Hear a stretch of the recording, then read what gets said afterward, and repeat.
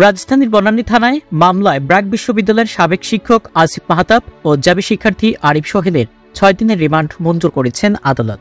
কোটা আন্দোলনের সময় সেতু ভবনে হামলা ও অগ্নিসংযোগের ঘটনায় দায়ের করা মামলায় সোমবার তাদেরকে আদালতে হাজির করে ডিবি পুলিশ।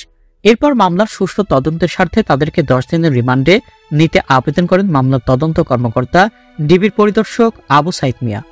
তবে শুনানি শেষে ঢাকার মেট্রোপলিটন ম্যাজিস্ট্রেট মঈনুল ইসলামের আদালত তাদের 6 দিনের রিমান্ড মঞ্জুর করেন। এর আগে গত শনিবার রাত 1টার দিকে উত্তরায় 9 নম্বর সেক্টরের 10 সড়কের বাসা থেকে ডিবি পরিচয়ে আটক করে নিয়ে যাওয়া হয় আসিফ মাহতাব উৎসকে।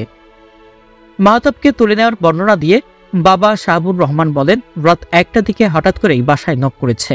আমার ছেলের দরজা খুলে দিয়েছে। বাসায় ঢুকে ছেলেকে বলে, আমাদের সঙ্গে আপনাকে যেতে হবে। বলা হয় কেউ নড়াচড়া করবেন না। সবার গায়ে পুলিশের পোশাক ছিল। কেন নিয়ে যাওয়া হচ্ছে জানতে চাইলে বলা হয় ওকে জিজ্ঞেস করেন। কোনো কারণ বলেনি। আনার পর কোনো সন্ধানও দিচ্ছে না। তুলে নিয়ে আসার পর টিভি অফিস থেকে আমাদের কোনো কিছুই জানানো হয়নি।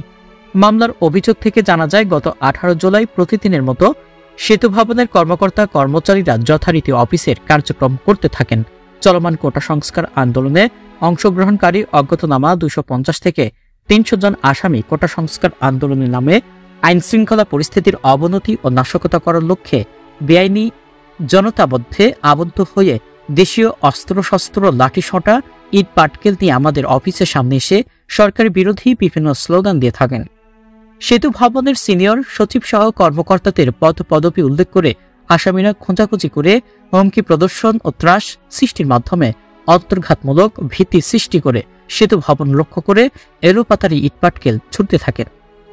এক পর্যায়ে তারা আমাদের অফিসের মূল ফটক ভেঙে অনধিকার প্রবেশ করে সেতু ভবনের ভেতরে প্রবেশ করে নিচতলার ভবনের সামনে রক্ষিত জিপ, কার, বাস, মিনিবাস, মাইক্রোবাস সকল কিছুতে আগুন লাগিয়ে দেন।